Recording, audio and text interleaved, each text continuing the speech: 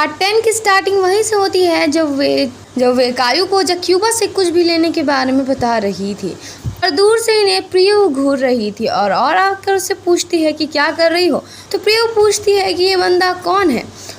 प्रियो बोलती है ये सारे वीआईपी इतने डिसेंट क्यों होते हैं, और आप बोलती है तुम्हें भी बस वीआईपी चाहिए। प्रियो पूछती है ये वीआईपी मिलते कैसे हैं, और उसे सुनाने लगती है उसे ऐसी लड़कियां बिल्कुल पसंद नहीं जो कि ऐसे एटीट्यूड में रहती है जबकि कुछ घंटों के लिए बेड में सोती है। तो प्रियो बोलती है यही बेहतर है, कम से कम उन बुड्ढों और मोटे और बदबूदार लोगों के साथ तो नहीं सोना होगा। और अब बोलती है अरे तो तुम्हें क्या उन हॉट गाइस के साथ सोना है जो परफ्यूम जैसे महकते हैं। क्लाइंट अगली हो या हॉट, वो क्लाइंट है। और वो उससे बोलने लगती है अगर वो उस कायू की तरह बनी तो वो उसके झपाट लगा देगी, लेकिन अब भी प्रियो उन्हें ही घूर रही थी। इधर चॉर्न नींद में था जिसे उसका कलीग आकर पूछता है कि वो ठीक नहीं है क्या। वो इंटर्न है और नाइट शिफ्ट करता है और पढ़ भी रहा है। इतने पैसों का क्या करोगे भाई। चॉर्न बोलता है अपनी गर्लफ्रेंड के लिए कॉन्डा लेना है। वो बोलता है तो तुम प्यार में हो, ठीक है। इधर कायू जक्यूबा के साथ थी।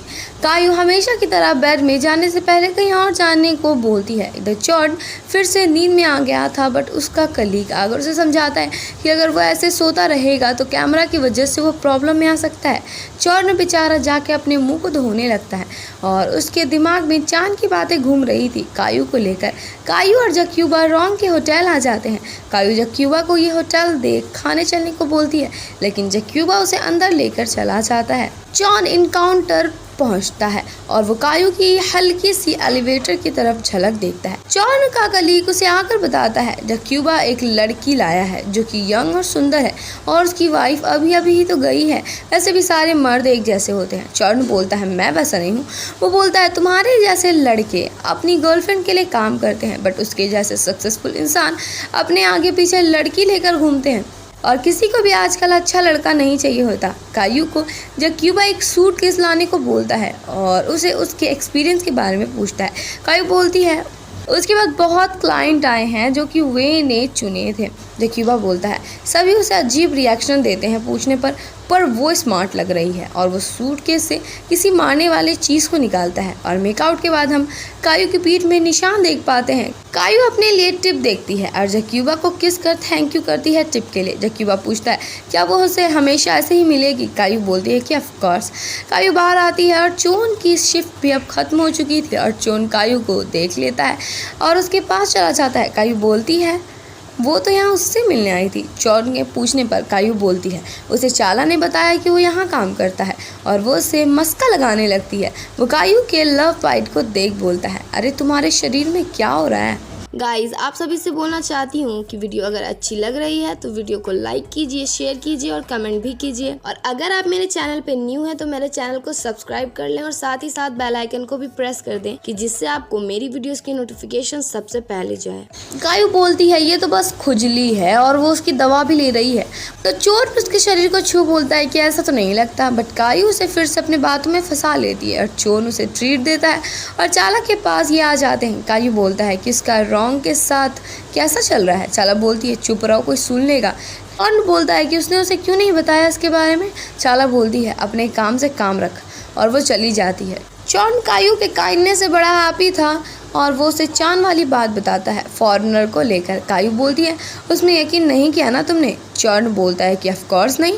कायू बोलती है थैंक यू जो तुम इतने अंडरस्टैंडिंग हो। इधर वुड की वाइफ अपने कार्ड्स को अपने घर से अपने दूसरे वाले घर में शिफ्ट करवाने का ऑर्डर कर रही थी और वहाँ वुड आकर सवाल करने लगता है। टोंग बोलती है क्या करूँ, अगर तुमने इस सब को किसी और को दे दिया तो मैं क्या ही कर लूँगी और मैं तुम्हें वार्न कर देती हूँ किसी को भी मेरी प्रॉपर्टी में हाथ लगाने नहीं देना। इधर चॉन तिन और उसकी मॉम साथ है जहाँ तिन और चोन की शादी पक्की हो गई थी और तिन चोन से खुशी के मारे चिपट जाती है। ऑफिस में सभी तिन और चोन की शादी की न्यूज़ देखते हैं।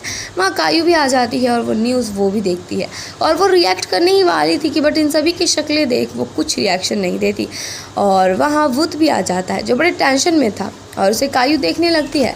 इधर चोन अपनी माँ के पास बड़े गुस्से में आता है और बोलता है आपने ये न्यूज़ में क्यों फैलवाई। तो मॉम बोलती है इसमें इतना सरप्राइजिंग क्या है, तुम नाका फैमिली से बिलोंग करते हो, ऑफ कोर्स तुम न्यूज़ में हो गई। और तभी वहाँ तिन भी आ जाती है।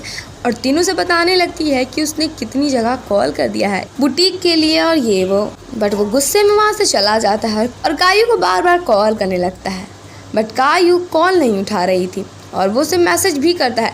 कायू वुड के पास आती है और वो उसके परेशानी के बारे में पूछती है। वुड बोलता है घर में प्रॉब्लम चल रही है। कायू बोलती है वो भी प्रॉब्लम में है और वो उसे एडवाइस दे सकती है। तो वुड बोलता है उसके लाइफ में क्या हो गया है और वो उसे लंच में चलने को पूछता है और वो दोनों रेस्टोरेंट आते हैं जहाँ वुड उसे ऑर्डर करने को बोलता है।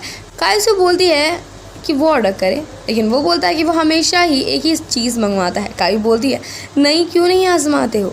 वुड बोलता है और क्या हो अगर आपको पता है कि आपने सही चीज़ चुनी है। देन कायू उसके असली लाइफ के बारे में उसे बोलती है, उसे कोई उसकी टाइप की गर्ल ढूंढने को। तो वुड बोलता है मतलब तुम्हारी जैसी, लेकिन कायू बोलती है वो कभी थर्ड व्हील नहीं बनना चाहती। वुड बोलता है अगर पहले से ही ब्रेकअप हुआ रहे तो।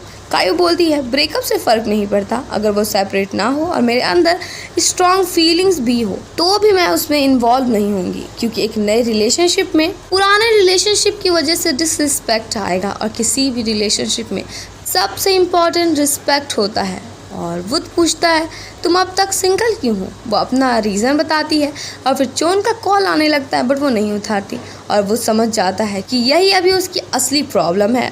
और फिर उसे वुड बोलता है कि वो उसकी प्रॉब्लम नहीं सुनना चाहेगी। कायू बोलती है कि वो पक्का उसकी वाइफ को लेकर होगा। इधर चोन टेंशन में था और उसे नेत कुछ डॉक्यूमेंट लाके देती है जो कि वो साइन करता है। तभी वहाँ उसकी मॉम और तिन आ जाती हैं। उसे आज रात तिन के फैमिली के साथ डिनर करने चलने को बोलने आई थी। चोन उन्हें साफ मना कर देता है बट उसकी मॉम अभी भी बस उसे आने के लिए फोर्स कर रही थी। देन वो लोग चले जाते हैं और ये चोन येड़ा कार लेकर निकल जाता है। इधर कायू वुड को बोलती है अगर तुम्हें कोई रिलेशनशिप शुरू करना है तो पुराना ख़त्म करना होगा। वुड बोलता है मुझे एक कोर्ट तक नहीं ले जाना, ये काफ़ी मैसी हो जाएगा और मुझे अपने बच्चों के लिए बुरा भी लग रहा है। कायू उसे फैक्ट बताती है कि वैसे भी तुम्हारे बिना वो लोग खुश हैं और उसकी माँ उन्हें सब कुछ दे सकती है जो वो चाहते हो। वुड बोलता है वो फिर से सोचेगा। कायू बोलती है वो इंतज़ार करेगी। इधर चोन कायू के डेस्क में बैठकर सीटी बजा रहा था और वहाँ कायू और वुड आते हैं। कायू को चोन अपने साथ ज़बरदस्ती लेकर जाने लगता है बट वुड उन्हें रोकता है और चोन और वुड में झगड़ा स्टार्ट हो जाता है और वो कायू को लास्ट बार बात करने को बोलता है। वो मान जाती है जिससे चोन खुश हो जाता है।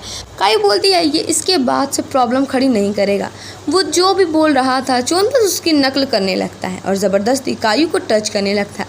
वुड को बहुत ज़्यादा गुस्सा आ रहा था। इधर कायू को चोन समझाता है ये शादी बस उसके लिए कर रहा है, ये शादी वो बस कायू के लिए कर रहा है क्योंकि मेरी माँ शादी के बाद कॉन्डो और शोरूम सब मेरे नाम कर देगी, डॉक्यूमेंट्स भी तैयार हैं। कायू तुरंत उसके साइड हो जाती है। इधर कायू चोन के कॉन्डो थी जहाँ वो अपना फिर से इमोशनल ड्रामा चालू कर देती है और चोन उसे संभालता है, चाहे वो इमोशनली हो या फिर फिजिकली, यानी कि ये यहाँ पे किस करते हैं और दोनों जल्द ही पूरी तरह से प्रैक्टिकल हो जाते हैं। चोन उसके बैक के निशान के बारे में पूछता है तो कायू बेचारी अपना दर्द जाहिर करने लगती है कि ये निशान उसके अंकल ने उसको पीट पीट के बनाया है।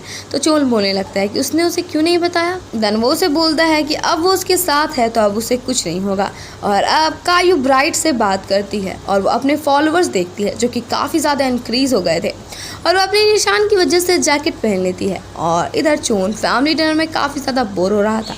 प्रियो वे से बात करने आई थी बट वो करती कि वहाँ कायू टपक जाती है और वे कायू को उसकी टिप देती है और कायू को पता चलता है कि प्रियो का अब्रॉड वाला केस कैंसिल हो चुका है। तो वो काफ़ी ज़्यादा खुश हो जाती है और वे को बताती है अभी वो काम से दूर रहेगी क्योंकि उसे थोड़े दिन एडवर्टाइजमेंट करना है। वे बोलती है उसके कस्टमर उससे दूर हो सकते हैं। कायू बोलती कि कोई नहीं, किन्हीं और को भी मौका तो मिलना चाहिए ना। और उसके जाने के बाद प्रियो वे से कायू की तरकीब पूछने लगती है कि कैसे वो कस्टमर बढ़ाती है। इधर कायू औरा के पास आती है जहाँ औरा अपने कस्टमर को बचाने लगती है और इसी बीच उन दोनों का झगड़ा होने लगता है और इसी के साथ इस पार्ट की एंडिंग हो जाती है। वेल गाइस, अगर आप सभी को ये पार्ट अच्छा लगा हो तो मुझे कमेंट में ज़रूर बताना। इतने दूर तक आ गए हो तो चैनल को सब्सक्राइब किए बिना बिल्कुल भी मत जाना, नहीं द बेल आइकन, जिससे आपको मेरी वीडियोज़ की हर छोटी से बड़ी नोटिफिकेशंस मिलती रहे। तो चलिए अगले वीडियो में मिलते हैं। There was a time when you had me fall into the